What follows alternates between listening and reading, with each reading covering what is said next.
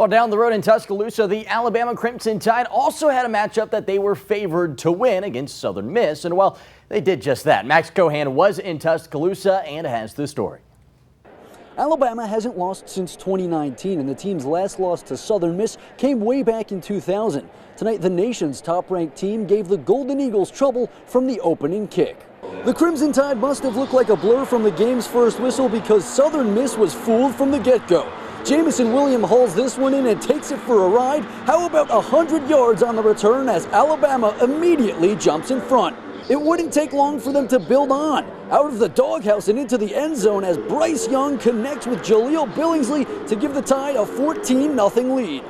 And the Tide kept rolling. This time it's Young to Mechie, and the Canadian makes a cut for the sideline, hits the spin cycle, and dives for the goal line, but the ball pops free, and luckily Latu is there to pick it up for a Crimson Tide touchdown. Of course, you can't forget the defense. Keys drops back and rolls to his left, right into Will Anderson's arms for the sack, helping Alabama get the ball back.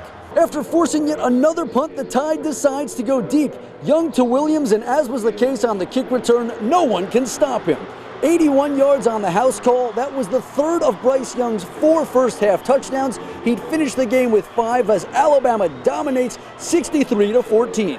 And with the win, the Crimson Tide moves to 4-0 on the season. Up next for Alabama is a meeting with Ole Miss. In Tuscaloosa, Max Cohan, Way 31 Sports.